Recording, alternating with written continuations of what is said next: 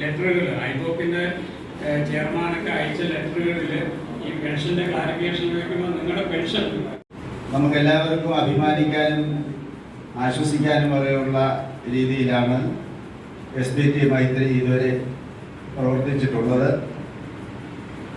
നിങ്ങളുടെ അറിവിലേക്കായി പറയാം, മൈത്രി തുടങ്ങിയിട്ട് 3 വർഷം തികഞ്ഞിട്ടില്ല.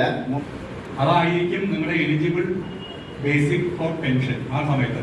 അതിന്റെ 30% ആണ് ഫാമിലി പെൻഷനിൽ വരേണ്ടത്. ദയവ് ഇതൊന്ന് ചെക്ക് ചെയ്യാം. ഇല്ലാന്നുണ്ടെങ്കിൽ PP തിരിച്ചൊന്ന് ഇമെയിൽ കൊടുക്കുക, തെറ്റാണെന്ന് പറഞ്ഞു. അസോസിയേഷന്റെ സെക്രട്ടറിമാർക്ക് അവരുടെ മെമ്പേഴ്സിന് അയക്കുന്നുണ്ടെന്നാണ് പറഞ്ഞത്. അതായത് ഒരു 2000 പേർക്ക് മാസം തോറും കഴിഞ്ഞ 10 കൊല്ലം ഡിസംബർ വരെ പൊക്കൊണ്ടിരുന്നു. നമ്മളുടെ ട്രൈനിയൽ കോൺഫറൻസിൻ്റെ കാര്യം പറഞ്ഞു കാണും. മെയ് 17-ാം തീയതി തിരുവനന്തപുരത്ത് വെച്ചാണ് ബിഷപ്പ് പെരേര ഹാളിലായിരിക്കും മീറ്റിംഗ്. അതിന് നമ്മുടെ നാഷണൽ ജനറൽ സെക്രട്ടറി സുബ്രത സർക്കാർ ചീഫ് ഗസ്റ്റായിട്ട് വരുന്നുണ്ട്.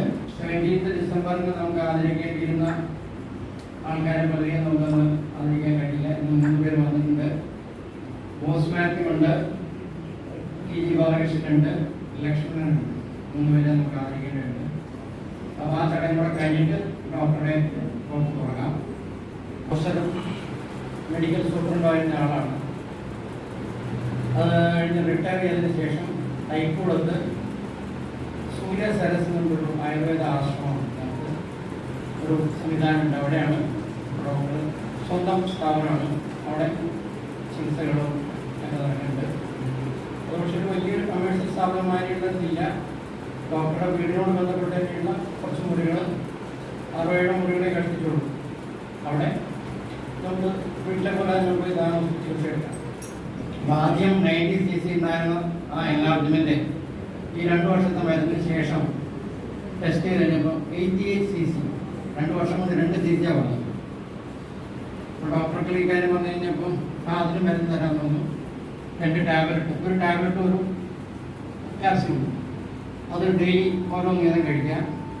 പിന്നെ 15 ദിവസം ഉണ്ടാകുന്ന സമയത്ത് ഒരു ലേപനം അവിടെ പുറമേ പുരട്ടി 1/2 മണിക്കൂർ ഇരിക്കാം. അങ്ങനെ ചെയ്തു. അതിനുശേഷം ഞാൻ സ്കാൻ ചെയ്ത് നോക്കിക്കഴിഞ്ഞപ്പോൾ 80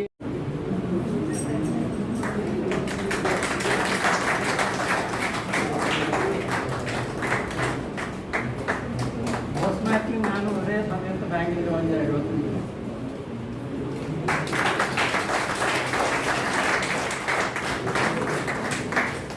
DGP 88 കോട്ടയത്ത് നിന്നുമ്പോഴാണ് വരുന്നത്.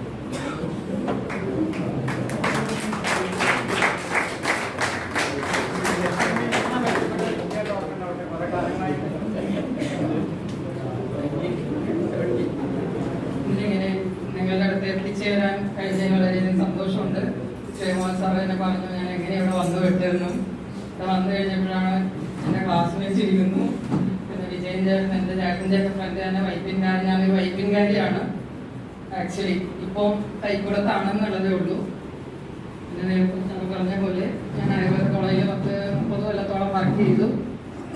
റിട്ടയർ ചെയ്ത് പോകുന്നതാണ്. പിന്നെ ഹോസ്പിറ്റലിൽ എന്ന് പറഞ്ഞ സൂര്യ സരസ് 2007 സ്റ്റാർട്ട് ചെയ്തതാണ്. സ്വസ്ഥമായിട്ട് എനിക്ക് ഇഷ്ടമുള്ളൊരു പണി ചെയ്ത് സന്തോഷമായിട്ട് ഇരിക്കുന്നു. എന്ന് പറഞ്ഞാൽ ചികിത്സിക്കാൻ പറ്റുന്നു എന്ന് പറയുന്നത് വളരെയധികം സന്തോഷമുള്ള ഒരു കാര്യമാണ്. പലരുടെയും ധാരണ ആയുർവേദം എന്ന് പറഞ്ഞാൽ വളരെ പതുക്കെയാണ്, എപ്പം റിസൾട്ട് കിട്ടാനാണ്. അങ്ങനെയൊന്നും അല്ല. ഏത് രോഗത്തിനായാലും അതിൻ്റെതായ ഒരു ടൈം എടുക്കും. അതിന് ഇതിൽ കൊള്ളാവുന്ന ആളുടെ അടുത്ത് തന്നെ പോകണം. രാത്രി നേരത്തെ കിടന്നുറങ്ങണം.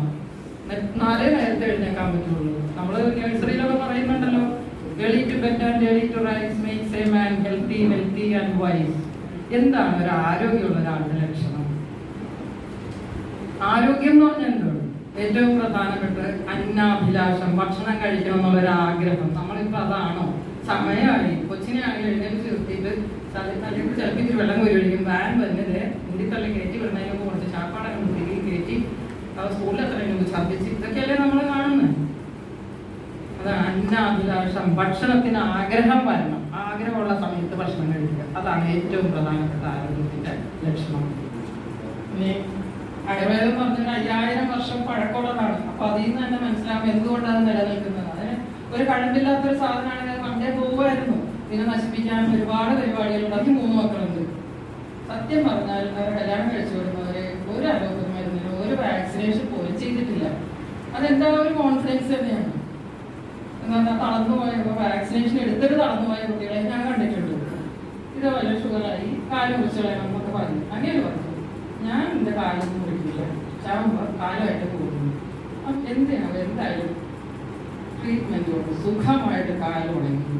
അങ്ങനെ ശബരിമലക്ക് പോയി ആ കാല് മുറിച്ചിട്ട് പിന്നെയും വർഷങ്ങൾ ജീവിച്ചു. അതാണ് എൻ്റെ ആദ്യത്തെ ഡയബറ്റിക് ട്രെക്ക്. അതിനുശേഷം എത്രയോ കാലങ്ങൾ തുട വരെ വഴുത് വരെ ഞാൻ ഉണക്കി. അതുകൊണ്ട് ഡയബറ്റിക് ഫുഡ് എന്നൊന്നും പറയുന്നതിനെ പറ്റി എനിക്കൊരു ശങ്കയില്ല. ആരെങ്കിലും മുറിക്കണമെന്ന് പറഞ്ഞാൽ വിരൽ പോലും മുറിക്കണമെന്ന് നിങ്ങളൊന്ന് വന്നാൽ ഒരു കുഴപ്പമില്ലാതെ പോകാൻ പറ്റും. നിങ്ങളൊരു കാര്യം ചെയ്യും, ഷുഗർ ഉള്ളവരായാലും അല്ലാത്തവരായാലും എല്ലാ ദിവസവും കാല് 3 കിലോമീറ്ററെങ്കിലും മിനിമം ഒന്ന് എണ്ണ വെട്ടി തടവുക. നമ്മുടെ സർക്കുലേഷൻ നന്നായിട്ടുണ്ടാവും. ഏറ്റവും കൂടുതൽ നെർവ് എൻഡിങ്സ് ഉള്ളത് കാലിലാണ്. അപ്പോൾ ആ ഒരു സ്റ്റിമുലേഷനൊക്കെ വന്നിട്ട് ഉറക്കത്തിനൊക്കെ സുഖം കിട്ടും. ഷുഗർ പ്രത്യേകിച്ചും കാലിലേക്കുള്ള സർക്കുലേഷൻ കുറഞ്ഞു പോകും. അപ്പോൾ അത് ഉണ്ടാക്കിയെടുക്കാൻ പറഞ്ഞാൽ ഇച്ചിരി പണിയുണ്ട്. പക്ഷേ സാറ് പറഞ്ഞ നെല്ലിക്കയും മഞ്ഞളും അതാണ് പ്രമേഹത്തിന് അഗ്രൗഷധം എന്ന് പറയുന്ന സാധനം. അത് കൊടുത്തു കഴിഞ്ഞാൽ തന്നെ ഒരുപാട് വ്യത്യാസം വരും. പക്ഷെ അത് മാത്രം കൊണ്ടൊന്നും നിൽക്കില്ല. എൻ്റെ കൂട്ടത്തിൽ നോക്കിയും കണ്ട് നിൽക്കാൻ ആൾ വേണം, മരുന്ന് കഴിക്കണം. പിന്നെ അതിനേക്കാളും ഷുഗറിൻ്റെ കാര്യത്തിന് ഫുഡ് കൺട്രോൾ ചെയ്യുക എന്നുള്ളത് ഒരു അത്യാവശ്യമാണ്. പിന്നെ ഫ്രൂട്ട്സ് കഴിക്കണം. പലരും അത് മധുരമല്ലേന്ന് പറയും, പക്ഷെ ഫ്രൂട്ട്സിന്റെ ഫ്രക്ടോസ് അല്ല ഷുഗർ ആക്കുന്നത്. അരി, ഗോതമ്പിന്റെ ചപ്പാത്തി എന്നൊക്കെ പറഞ്ഞ് കഴിക്കാൻ നിൽക്കല്ലേ. ഇപ്പൊ അതൊന്നും കൊണ്ട് ചപ്പാത്തി ഉണ്ടാക്കി കഴിച്ചാൽ നിങ്ങളുടെ ഷുഗർ ഒന്നും കുറയില്ല. ഉണ്ട് ഒരു നേരം മില്ലറ്റ്സ്, റാഗിയോ തിനയോ അങ്ങനെ എന്തെങ്കിലുമൊക്കെ ആയിട്ട് ഒരു നേരം.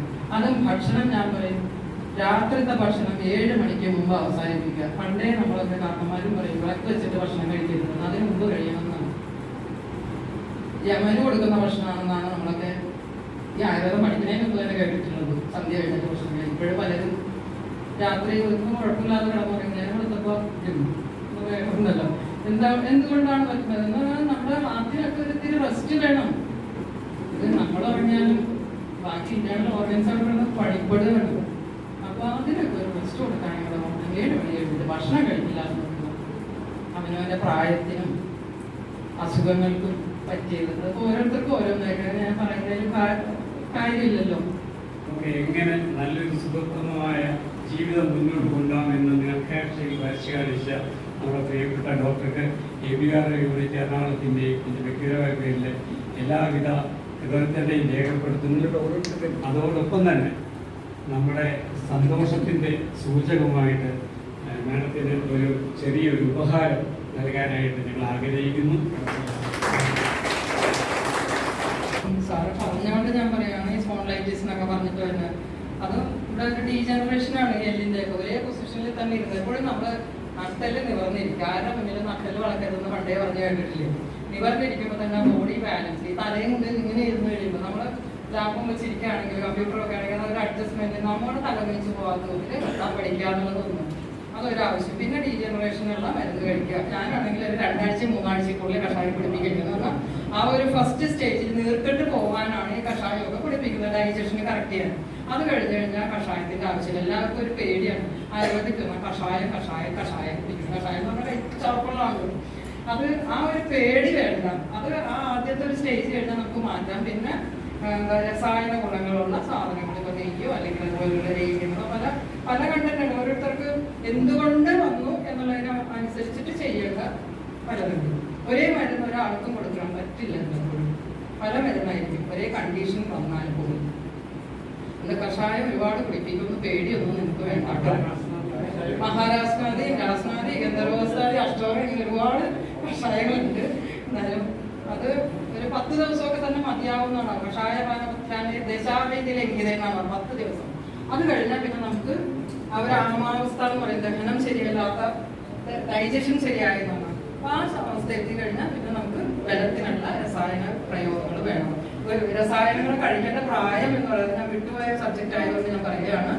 നമ്മൾ വയസ്സാങ്കാലത്ത് കഴിക്കേണ്ട ഒരു സാധനമല്ല. നമ്മുടെ വളർച്ച എന്ന് പറഞ്ഞൊരു 25-30 മാക്സിമം. അത് കഴിഞ്ഞാൽ പിന്നെ അത് മെയിൻ്റനൻസ്. അത് കഴിഞ്ഞാൽ താഴോട്ട് പോകണേനെ പിടിച്ചു നിർത്തണം. അപ്പൊ ആ രസായന സേവ എന്ന് പറഞ്ഞാൽ 30 വയസ്സൊക്കെ ആകുമ്പോൾ തുടങ്ങണം. ഫാറ്റി ലിവറിന്റെ ഒരു മെയിൻ കാരണം ഡൈജഷൻ കറക്റ്റ് ആവാത്തതാണ്. പിന്നെ കൂടുതലായിട്ടുള്ള കാർബോഹൈഡ്രേറ്റ്, ഈ അരി, ഗോതമ്പ്, കിഴങ്ങുകൾ കൂടുതൽ കഴിക്കുന്നതിൻ്റെയും വരും. അപ്പൊ അതുകൊണ്ട് ഡൈജഷനും നമ്മുടെ ഫുഡും നോക്കണം. ടൈമും 7 മണി കഴിഞ്ഞാൽ കഴിക്കാതിരിക്കുക. സൂര്യനുള്ളപ്പോഴേ ഡൈജഷൻ പറ്റാതെ നടക്കുള്ളൂ. സൂര്യന്റെ അഭാവം വരുമ്പോൾ ഡൈജഷൻ ശരിയാകും. പറ്റിപ്പിടിക്കണമായിട്ടുള്ള അവസ്ഥയിലെ സാധനങ്ങളാണ് നമ്മുടെ ബോഡിയിൽ അബ്സോർബ് ചെയ്യുന്നത്. അപ്പൊ ആ അവസ്ഥ മാറ്റുക. ഈ ഷുഗറിനൊക്കെ മരുന്ന് കഴിച്ച് കരിവാളിച്ച മുഖം, കാലിൽ തട്ടിലിരിക്കോ ഇല്ലാതെ കറുത്ത കാലും ഒക്കെ ആയിട്ട് നടക്കേണ്ട ഒരു ആവശ്യമില്ല. അത്യാവശ്യം നിങ്ങളിങ്ങനെ എക്സർസൈസും കാര്യങ്ങളും ഒക്കെ ചെയ്ത് എണ്ണയൊക്കെ തേച്ച് കുളിക്കുകയൊക്കെ ചെയ്താൽ നല്ല വ്യത്യാസം വരും. പണ്ടെന്ന് പറയുമ്പോൾ പ്രസവിക്കുന്നതോറും പെണ്ണുങ്ങൾക്ക് സൗന്ദര്യം കൂടും എന്നൊക്കെ പറയുന്നത് എന്താണ് എന്നും ആ ഒരു രക്ഷയൊക്കെ ഉണ്ടല്ലോ, പ്രസവ രക്ഷ എന്നൊക്കെ പറയും. അപ്പൊ അതൊന്നും ഇല്ലാതെ ഒന്ന് കഴിയുമ്പോൾ തന്നെ ഒക്കെ കളത്തികളായി പോകുന്ന ഒരവസ്ഥയും വരുന്നുണ്ട്. ആയുർവേദത്തിന്റെ വഴികളിലൂടെ നിങ്ങളൊന്ന് സഞ്ചരിക്കുമെങ്കിൽ വളരെ നന്നായിരിക്കുമെന്നാണ് എൻ്റെ അനുഭവം. പറഞ്ഞിട്ട് നിങ്ങൾക്ക് എപ്പോഴാണെങ്കിലും എന്നെ വിളിക്കാം. 2023-24 വരെയുള്ള മെമ്പർമാരുടെ ഡയറക്ടറിയാണ്. അടുത്ത മീറ്റിംഗ് വിളിക്കാനാവും. ഈ പഴയ ഡയറക്ടർ 2013, 15, 17, 18, 19 ഇത്രയും ഡയറക്ടർ ഇതിവിടെ ഉണ്ട്. അത് കിട്ടാത്ത ആൾക്കാരെ കളക്ട് ചെയ്യും.